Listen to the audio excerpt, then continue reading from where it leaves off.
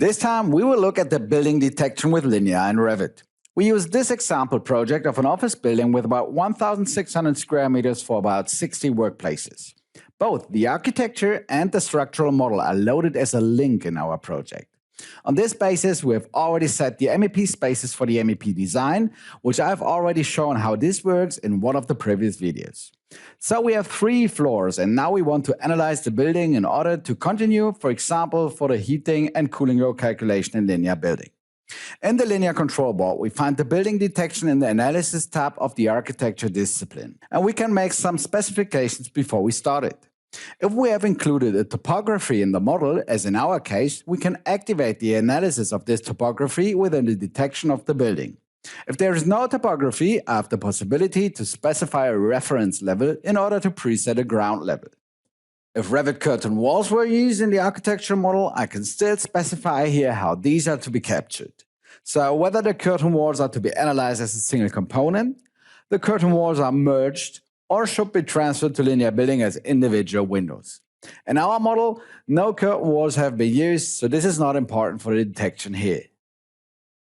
In the lower part, we define which data should be transferred from the model. These are thermal component properties, already created load profiles from the MEP spaces, or also the ventilation data. If I have created several building parts in my model, I can also transfer this information, which is not the case in our model. Finally, I activate the saving of extended component information, which enables a better visualization later on. Now we start the building detection, and liNear building opens automatically, where I then start the model analysis.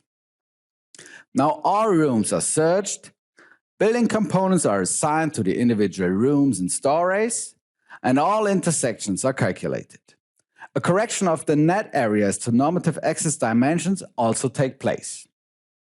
The program now also checks the model itself and informs me of any modeling problems. The building is now detected, and the building structure with all rooms and components can be found here in liNear building as well. I now arrange the windows side by side and use some special situations to show you the performance of the detection and the interaction between liNear building and Revit.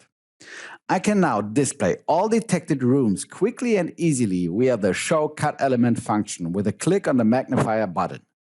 For this, it is recommended to set the display to hidden lines as well as the architecture to semi-transparent. So I select the room in liNear building and start the function.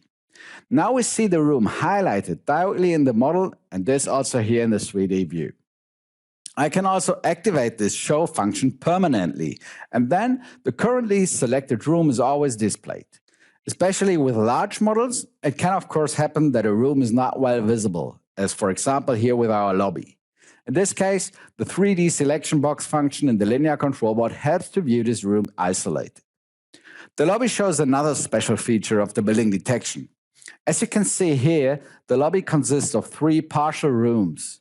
For the transfer to liNear building, these were usefully merged by marking the upper rooms as airspaces. If I now switch to another room in building, Revit automatically switches to a suitable view in which the selected room is then highlighted. So you do not always have to have a suitable view active, because the program recognizes this automatically.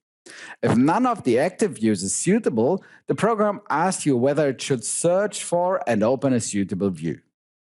As you can see, a floor plan was selected in this case, since this function also works perfectly in floor plans. Again, I select any room in liNear building and it will be highlighted immediately. With this function, not only rooms can be highlighted graphically, but also single components. Let's look at this again in a 3D view on the ground floor. So if I select a window, an interior wall or floor in one of the rooms, I immediately see their equivalent in the model.